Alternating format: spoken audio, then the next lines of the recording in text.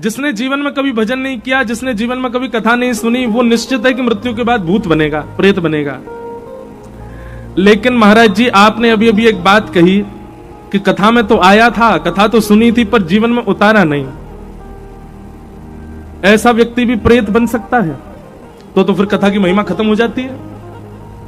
अब देखो, ऐसा व्यक्ति प्रेत तो बनेगा जिसने कथा जीवन में नहीं उतारी।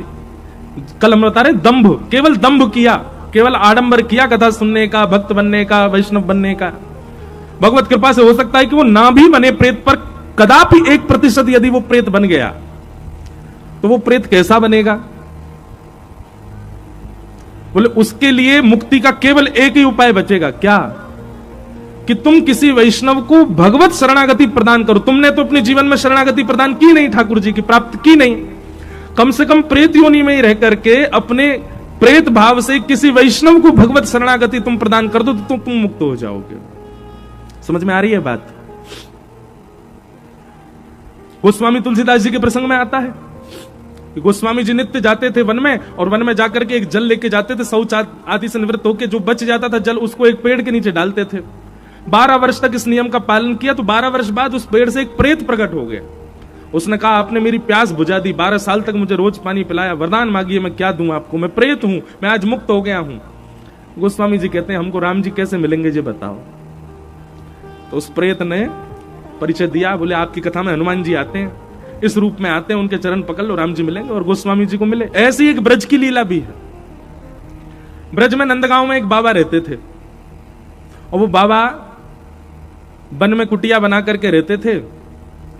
रोज ब्रजवासियों के घर से मधुकरी लाते, और मधुकरी लाके मधुकरी पाते। जैसे वो मधुकरी पाने बैठते, तभी एक कुकर, एक कुत्ता आ जाता, उनके द्वार पर आके बैठ जाता। तो क्या करते कि मधुकरी पाने के बाद थोड़ी जो बच जाती वो उसको डाल देते, तो वो भी पाता था। बाबा का ये नियम चलता ही रहा कितने वर्षों तक। रोज, अब तो पहले तो वो दया करके देते थे, अब तो बाकायदा उसका भाग निकालने लगे, उस कुत्ता को पवाते थे। एक बार बाबा को किसी कार्यक्रम के, किसी संत के यहां कोई उत्सव था, तो 3 दिन के लिए उनको गोवर्धन जाना पड़ा।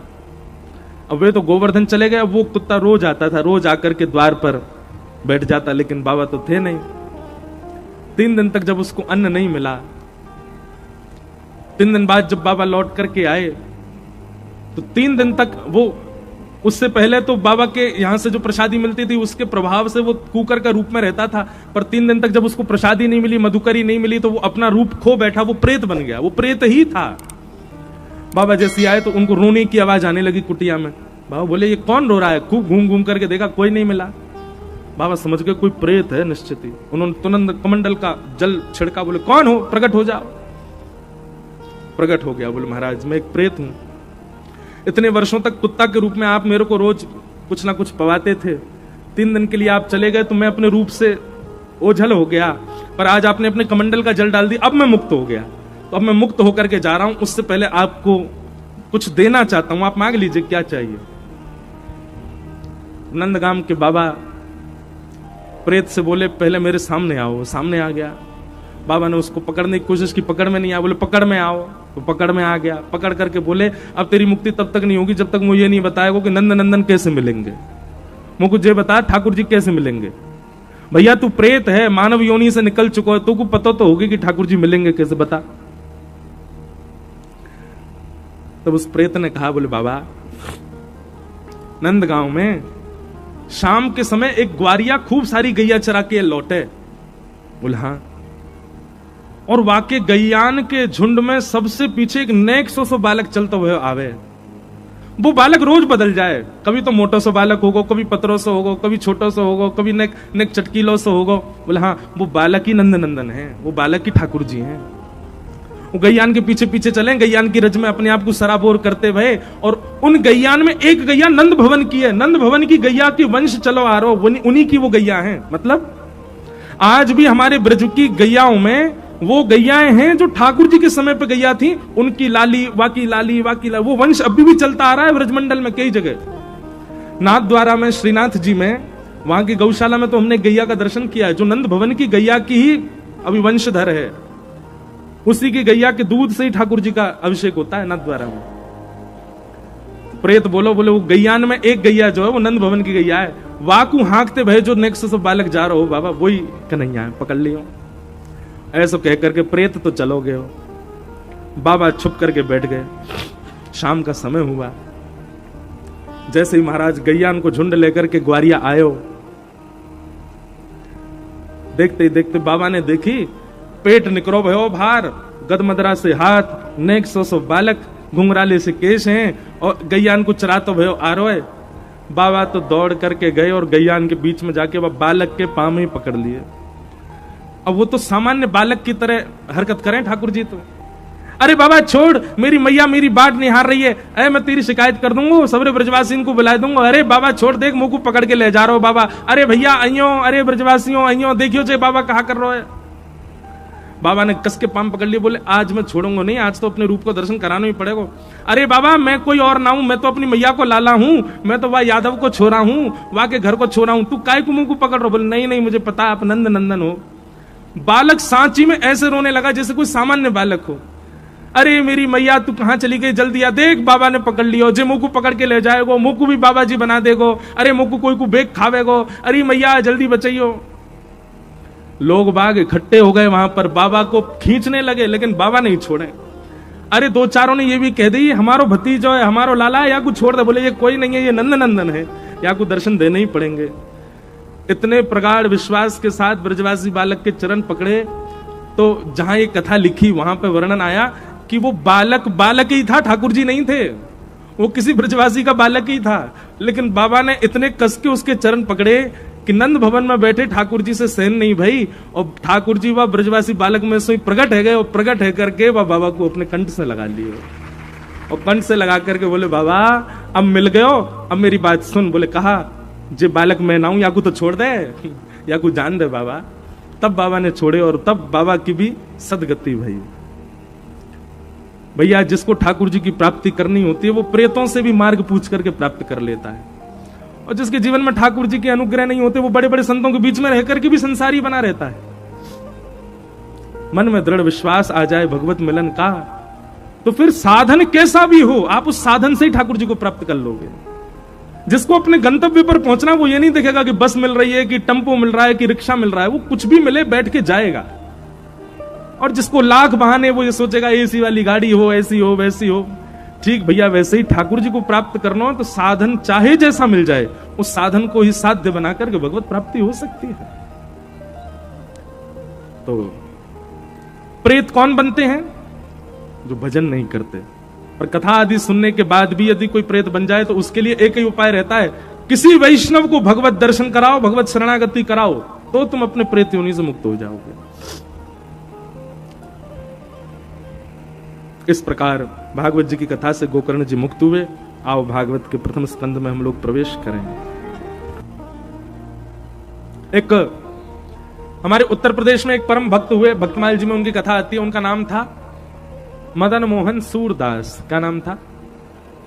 वैसे उनका असली नाम था सूरध्वज। क्या नाम था? सूरध्वज। आप हरदोई करके एक जगह है उत्तर प्रदेश में, हरदोई के पास में संडीला नाम का एक स्थान था, वहां के सूबेदार थे। अकबर ने आपको वहां का सूबेदार बना दिया था। तो आपका काम क्या था? बहुत ध्यानपूर्वक सुनिएगा। साल भर पूरे नगर के व्यापारियों से, नगर के बड़े बड़े सेठ साहूकारों से कर इकट्ठा करते थे, टैक्स इकट्ठा करते, और साल में एक दिन वो सारे साल भर का जो कर था वो दिल्ली भेजते थे बादशाह के पास। बहुत सावधानी से सुनना। तो आपका ये काम था कर इकट्ठा करना, और इकट्ठा करके सारा कर जो है वो बादशाह को भेज देना। पर आपके मन में बहुत भावना आती थी कि इतना सारा कर इकट्ठा करके बादशाह को भेज देते हैं, पर बादशाह पता नहीं इसका क्या प्रयोग करता होगा। इतना तो पूरे भारत से कर उसके पास आता है, एक आध गांव से नहीं जाएगा तो कोई बादशाह कंगाल तो हो नहीं जाएगा। तो आपने धीरे धीरे क्या किया, जितना कर इकट्ठा करते थे उस कर को संत सेवा में और ठाकुर जी की सेवा में लगा देते थे।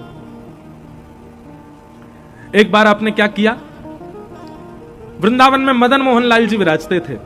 आजकल मदन मोहन जी कहां विराजते पता है? राजस्थान में करौली करके स्थान है, वहां विराजते। पर मदन मोहन जी पहले प्रकट कहां हुए? वृंदावन में। बिहरत निस दिन कुंज गलन में ब्रज जन मन सुख धाम। मदन मोहन को रूप निरख सनातन बलि बलि जाए, वृंदावन प्यारो। वही मदन मोहन जी की कथा है। तो हम ये बात बता रहे हैं कि भाई वैष्णवों का तो प्राण धन श्री कृष्ण ही हो जाते हैं। वो अपने जॉब अपने व्यापार में भी कृष्ण को ही ढूंढते हैं। तो सूरध्वज जी ने क्या किया, संडीले में खूब सारा गुड़ खरीदा और गुड़ खरीद करके बैलगाड़ियों में लदवा करके बैलगाड़ी वालों से कहा इसको लेकर के जाओ वृंदावन, और वृंदावन में मदन मोहन जी के मंदिर में जाकर के हमारी तरफ से अर्पित कराओ। हम तो अभी जा नहीं सकते, हम बहुत काम में हैं, हमारी तरफ से प्रसाद वहां पहुंच जाए मदन मोहन जी की सेवा में। तो सब लोगों ने कहा बोले आप इतना महंगा गुड़ यहां से खरीद करके और बैलगाड़ी में भेज रहे हो, इससे बढ़िया तो किसी को रुपया दे के भेज दो, वृंदावन में ही गुड़ खरीद करके दे देंगे। सूरध्वज जी बोले नहीं, ऐसा थोड़ी ही होता है। अरे अपने पास की सामग्री अपने प्रेमी को दी जाती है कि प्रेमी के पास की सामग्री उठा करके? आप मेरे घर आए मेरे जन्मदिन पे, आपने देखा सब लोग उपहार लेके आए, हम तो खाली हाथ आ गए। तभी आपने क्या किया, हमारे घर में ही एक बढ़िया सुंदर ठाकुर जी का चित्र लग रहा था, उतार करके और आपने मुझे कहा हैप्पी बर्थडे टू यू महाराज। हम कहेंगे भैया ये क्या है? बोले उपहार है आपके जन्मदिन का, मेरी घर की सामग्री मेरे सामने उतार के मुझको ही दे रहे हो। सूरध्वज जी बोले वृंदावन तो ठाकुर जी का ही है, और ठाकुर जी का वृंदावन, तो वृंदावन में जो गुड़ है वो भी ठाकुर जी का ही है। अब वही गुड़ खरीद के ठाकुर जी को दे दूं, ये कौन सी बड़ी बात? समझ में आई बात? वृंदावन से प्रसाद खरीद के बिहारी जी का ही भोग लगा देते हो आप लोग। अगली बार जलंधर से बना के लेके जाओ और जाके भोग लगाओ। आप लोग वृंदावन के बाजार से खरीद के लगा दो, ठाकुर जी कहते ले मेरे घर को मुझे दे रहा है, मेरी रसोई को बनो मुझे खिला रहा है, अपने घर से बना के लाता तो जानता मैं। हमारे रसिका पागल बाबा नाम सुना होगा आपने, महाराज उनके संग भी बिहारी जी बड़ी लीला करते थे। पूज्य श्री रसिका पागल बाबा महाराज बहुत अच्छे कीर्तन गाते थे। तो एक बार उनने कोई बहुत सुंदर लड्डू बनाए, और लड्डू बना करके थोड़े अस्वस्थ रहे होंगे, मंदिर नहीं जा पाए, किसी बालक को बोला सुन बिहारी जी को भोग लगाया। बालक बोला ठीक है। अब बालक था आलसी, उसने क्या किया, वो पीछे से ही खड़ा हुआ, उसने देखी बहुत भीड़ भाड़ हो रही है, और उसने ऐसे ही ऊपर से दिखा के लड्डू और लेके वापस चला गया। महाराज जी ने पूछा भोग लगाया हो बिहारी जी को? बोले हाँ लगाया हो बाबा। ला पवाए थे मुक्कू, जैसे परोसो सामने, भोग पाते ही एक गिलास लेते ही तुरंत बोला बोले इधर सांची बताइयो, तो तेरी सौगंध है, तो तेरी मैया की सौगंध है, तो तेरी बहू की सौगंध है, तेने भोग लगाया हो ठाकुर जी को? बाबा मंदिर तो गयो मैं, बहुत भीड़ी हती, सो मैंने दूर सोई यो दिखा दियो लड्डू, और लड्डू दिखा करके मैं तो आए गयो। बाबा बोले कल को आइयो, दोपहर में भोजन करवे, मैं दूर तक थाली दिखा दूंगा तो ये ले रोटी सब्जी यहीं तक दूर तक खा लियो सबरी ने। अरे ऐसे भोग लगाओ करे तो मैंने की बाबा फिर कहा करे इतनी भीड़ है तो? बोले भैया मंदिर में जाओ, और मंदिर में जाकर के बिहारी जी को निहार करके और एक क्षण के लिए चित्त में नेत्र बंद करके बिहारी जी को चित्त में विराजमान करो, और चित्त में विराजमान करके सामने चौकी पे अपनी सामग्री पधरा दो, और पधरा करके अपने हाथन से पवा करके ऐसे भोग लगाओ, मानसी में भोग लगाओ ठाकुर जी को, ठाकुर जी स्वीकार करेंगे। ऐसे तो दूर से हमारी कोई सामग्री स्वीकार नहीं, तो मन में ठाकुर जी को बिठा के, मन में आसन आदि चौकी लगा के जो सामग्री बना के लाए हो उसका भाव रख के वैसे ही पवा दो। और या फिर मंदिर में समीप जाने का अवसर मिले तो ठीक है, नहीं मिले तो मंदिर की कोई प्रसादी, कोई फूल माला मिली हो, कोई तुलसी मिली हो, वो वहां में नेक पधरा दो, सो ठाकुर जी को भोग है गयो। दूर से दिखावे थे काम ना चले। तो सूरध्वज जी बोले भैया ये जितने गुड़ है ये सब लेके जाओ वृंदावन। वृंदावन को गुड़ खरीद के थोड़ी देंगे ठाकुर जी को, वृंदावन तो पूरा ठाकुर जी को ही है, वहीं को गुड़ दे के दियो तो काक कियो। महाराज 10 दिन लगे बैलगाड़ियों को वृंदावन पहुंचने में, और 10 दिन में कितना किराया लगा होगा, कितने महंगे गुड़ वृंदावन पहुंचे। लेकिन सूरध्वज जी का भाव कितना शुद्ध था। बंधु गुड़ के ठाकुर जी चटोरे नहीं है, वस्तु की कोई लालसा नहीं है ठाकुर जी को। ठाकुर जी को लालसा भक्त के मन की भावना की है। गुड़ पहुंचे रात्रि 10 बजे, मदन मोहन जी के कपाट बंद हो चुके थे, मदन मोहन जी शयन कर चुके थे, लेकिन जैसे ही गुड़ वृंदावन में पहुंचे मदन मोहन जी की निद्रा खुल गई। मदन मोहन जी बोले इतनी दूर ते संडी लेते माने गुड़ भेजे हैं, और मेरो तो शयन है गयो, और मुकु तो अभी मन कर रहा हो कि वाकई गुड़न ते बढ़िया चाशनी बने, वहां में पुआ तल तल के मुकू आमे, मैं तो पुआ पाऊंगा। अर्धरात्रि में रसोईया को और पुजारी को, दोनों को स्वप्न दिया मदन मोहन जी ने। पुजारी के स्वप्न में मदन मोहन जी आ गए तो पुजारी बोले, जय जय कहा भैया आप सोनाए रहे? बोले ना, मुझको भूख लग रही है। बोले आपके सिराने इतना बड़ा बंटा भोग रखो, वहां में इतनी सारी सामग्री रखी, पालो। रात्रि में ठाकुर जी के पास सामग्री रखी जाती, भूख लगे तो पालें। ठाकुर जी बोले ना, बा में जो धरो वो पावे की इच्छा, ना कछु और पावे की इच्छा है रही है। पुजारी जी बोले कहा पानो है आपको? बोले अभी अभी हमारो एक भक्त है सूरत ध्वजवाने संडी लेते गुड़ भिजवाए हैं, उन गुड़न को गरम करके चाशनी बनाओ, बा में पुआ तल तल के मुंह को पवाओ, पुआन को तल के बा में बोर के चाशनी में करके मुंह को पवाओ, मुंह को भूख लगी है। पुजारी जी बोले अभी तो अर्धरात्रि हरी जय जय, नेक देर आप सो ले, सुबह मंगला करके और मंगला करके फिर बढ़िया रसोई चेता के वो आ जाएगा रसोईया, बना करके राजभोग में आपको पुआ पवाऊंगा। मदन मोहन जी रोने लगे, बोले मुंह को इतनी 10 दिनाते प्रतीक्षा कर रहा हूं मैं कि गुड़ आमेंगे मैं पुआ पाऊंगा, गुड़ आमेंगे मैं पुआ पाऊंगा, और 10 दिन बाद ये पुआ आए तो तुम और मुंह को प्रतीक्षा करवा रहे हो, यूं कह रहे हो सुबह तक प्रतीक्षा करो, या तो मेरा भोग अभी लगाओ, नहीं तो सुबह तक मैं कहीं भाग जाऊंगा। ठाकुर जी ने तुम्हारा चेतावनी दे दी। अब बताओ हमारे ठाकुर जी ऐसे करते हैं? पर सूरत ध्वज का भाव इतना सुदृढ़ है कि ठाकुर जी रात में पुजारी से लड़ रहे हैं कि अभी बना पुआ, और महाराज अर्धरात्रि में सर्दी के समय पुजारी नहा धो के आए और रसोईया संग लेके आए हो, और रसोईया को ला करके पहले चूल्हा जलाए हो, चूल्हा जला करके वहां में सब तेल आदि डाल के घी आदि में पुआ तल करके वहां में गुड़ में बढ़िया चाशनी में करके बोर के अर्धरात्रि में 2 बजे मंदिर खोल के मदन मोहन जी को भोग लगाए हो। जब पुजारी जी ने मदन मोहन जी को मंदिर खोलो तो मदन मोहन जी की लार टपक रही मुंह में थे। क्यों? पिपासु बैठे, कब पुआ आमे कब पाऊं मैं। इतना प्रेम कोई कर सके? ये तो ठाकुर जी करें, आज भी करने को तैयार बैठे हैं ठाकुर जी तो प्रेम, पर हमारो भाव वैसो है ही नहीं जैसे सूरत ध्वज को। अगली बार वृंदावन यहीं से जलंधर से ले जाइए सामग्री, ठाकुर जी वहीं स्वीकार कर लें आनंद से।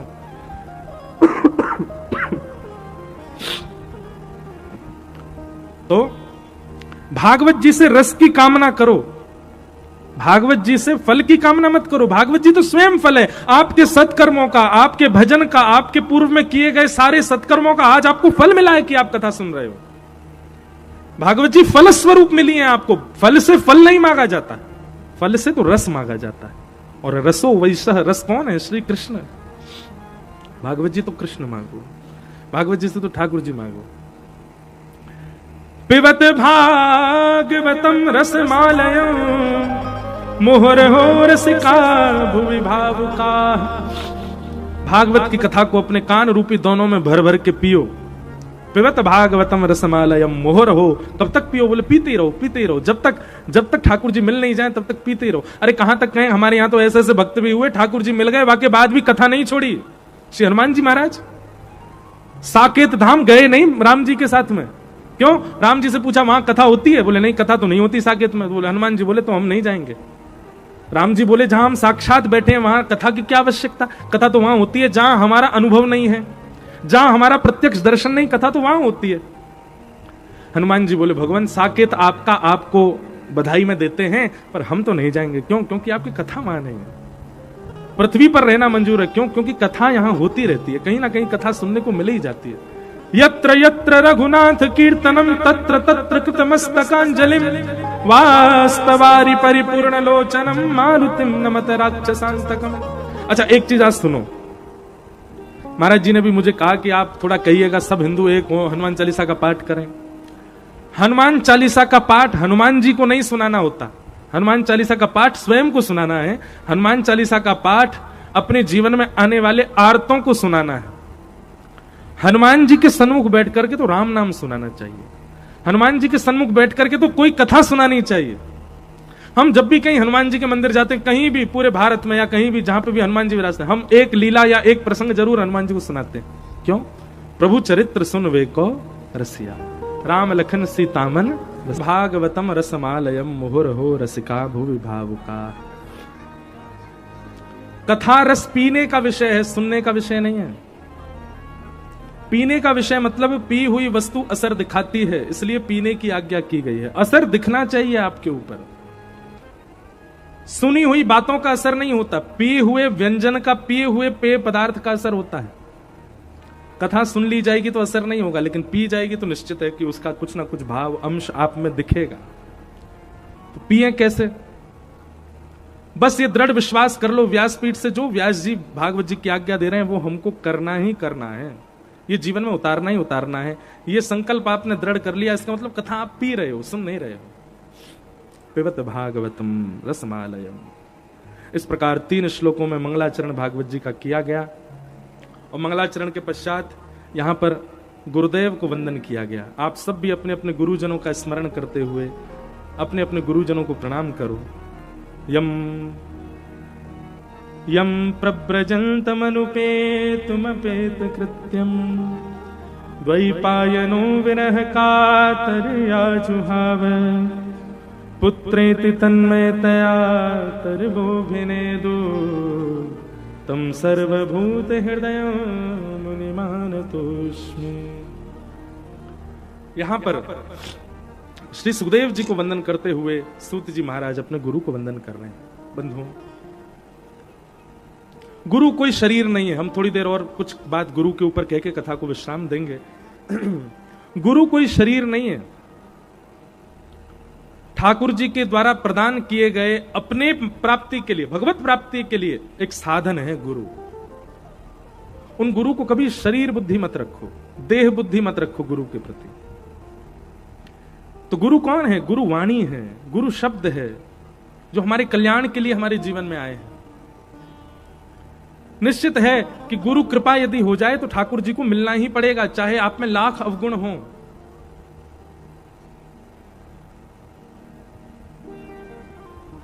इसलिए गुरु के प्रति भावना बड़ी सुदृढ़ रखो। हमारे आचार्यों ने आज्ञा की है, भरोसो दृढ़ चरण केरो श्री वल्लभ नख चंद्र छटा बिन सब जग माही अंधेरो साधन और नाहिया कलि में जासो होत निवेरो भरोसो दृढ़ चरण केरो।